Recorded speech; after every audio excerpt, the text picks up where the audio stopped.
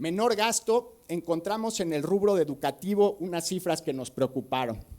Entre 1998 y 2008, la población de estudiantes en escuelas primarias y secundarias creció en 5% en una década, de 18 millones a 19 millones. En ese mismo periodo, el número de maestros para atender a estos alumnos creció en 11%, pero el salario para pagarle a esos alumnos vía el FAEB creció en 51%. Entonces, lo que estamos viendo es que cada vez nos cuesta más cara la educación en México y bueno, creo que los resultados no son los que quisiéramos. En 1998, esto es crecimiento real, educar a un niño en una escuela pública en México costaba 9,454 pesos, para 2008 costó 12,952 pesos. Mantener un maestro de escuelas públicas en México en 1998 costaba 230,000 pesos, en 1998, para 2008 cerca de 300,000 pesos. Estos son crecimientos reales. Antes de cobrar y contratar más impuestos, contratar más deuda, lo que consideramos en el IMCO es que hay que arrojar luz sobre la caja negra del gasto público. ¿A qué llamamos la caja negra? Pues, por ejemplo, al hecho de que el número de empleados, no podemos conocer el número de empleados de la mayoría de los gobiernos estatales. Sabemos y podemos estimar más o menos el costo de nómina, pero no sabemos cuántas gentes trabajan en las distintas policías, en el magisterio y prácticamente en las administraciones públicas de la mayoría de los gobiernos. Si es difícil a nivel de gobiernos estatales, a nivel de gobiernos municipales, francamente, no hay información. No sabemos cuántas gentes exactamente trabajan en cada uno de los gobiernos municipales y no existe la sistematización, el ejercicio de rendición de cuentas de decirnos de qué tamaño es la nómina y el esfuerzo y la cantidad de personas que trabajan en estas administraciones de gobierno. Un esfuerzo que ha hecho de manera constante la organización Mexicanos Primero es responder una respuesta muy elemental.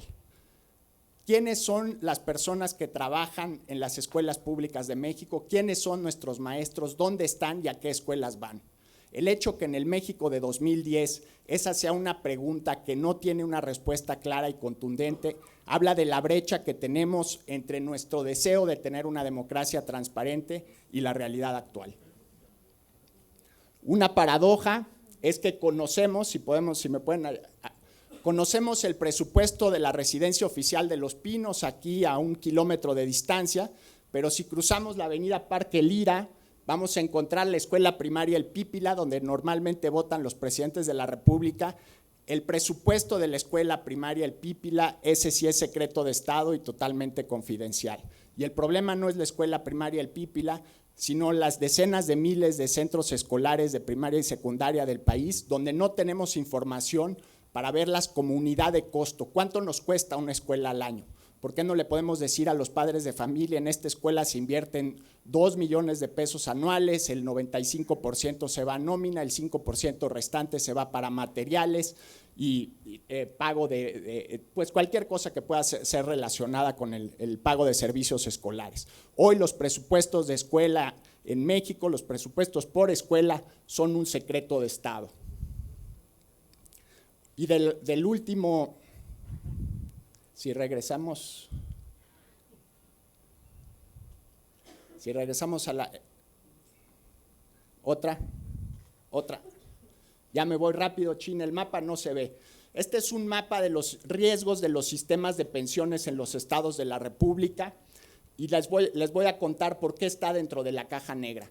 La información que obtuvimos para construir este mapa de riesgo no vino de las entidades y los gobiernos estatales, sino provino de 2 calificadoras de riesgo privadas que mediante sus reportes nos pudieron dar un mapa de cómo está la situación financiera de los sistemas de pensiones estatales. Solo para contarles los casos más graves, en Veracruz, Puebla y Guerrero. En Veracruz, durante el año 2010, se acaba el fondo de reserva para el sistema de pensiones para pagar los sueldos de los trabajadores estatales. ¿Qué implica esto? Que cada año el gobierno de Veracruz va a tener que separar una parte del presupuesto que se debería asignar para escuelas, para construcción de infraestructura, y va a usar ese presupuesto para pagar los compromisos de pensionados y jubilados de Veracruz. Lo mismo sucede en el estado de Puebla durante el año 2010, en Guerrero y Colima esto sucederá en el año 2014. Y hay una situación muy variada entre los estados de la República. Tenemos el caso de Aguascalientes, por ejemplo, que tiene una cobertura de 100 años de sistema de pensiones y es muy variado. Pero lo que es muy paradójico es que esta información no provenga de los gobiernos estatales, sino que la tengamos que ir a buscar en los reportes de las calificadoras de riesgo. ¿Qué propone el IMCO ante esta situación? 3 rubros de política pública: límites al endeudamiento, armonización nacional de la rendición de cuentas y control de gasto en nómina. Sobre los límites al endeudamiento, proponemos que la nueva deuda debe ser menor a los montos de inversión en capital, que el 35% de la nueva deuda debe respaldarse con ingresos propios. Los gobernadores que quieran endeudarse primero tendrán que recaudar impuestos. Desgraciadamente, ahora muchos gobernadores están en una carrera por cancelar el impuesto a la tenencia, que es muy popular, pero nos están obligando a los mexicanos a vivir en un paraíso fiscal en el que las cosas no cuestan. Y eso, en general, en el mediano y largo plazo no acaba funcionando. Otra de las propuestas de IMCO es prohibir y restringir la contratación de deuda durante el último año de gestión para evitar lo que sucedió en Puebla, que vimos antes en la presentación. Todo compromiso de pago a futuro debe reconocerse como deuda pública. En muchos casos, los sistemas de pensiones no están contabilizados como parte de la deuda, o vemos en el caso de, hay un estado de la República que en su presupuesto pone que deuda tiene 0, pero tiene un rubro que son obligaciones contables. Entonces iba uno con el estado y le pregunta, oiga, ¿deuda? No, de ese problema no tenemos. Bueno, obligaciones contables sí hay un problema particular. Justamente estos son los retos que tenemos que transparentar. El siguiente punto es la armonización nacional de la rendición de cuentas.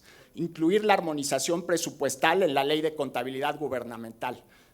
En diciembre de 2012, México va a tener contabilidad homogénea a nivel de municipios, gobiernos estatales y gobiernos federales, si se logra ejecutar bien la Ley de Contabilidad Gubernamental. Es uno de los retos más importantes que tenemos por delante y puede ser clave para la salud de las finanzas públicas del país.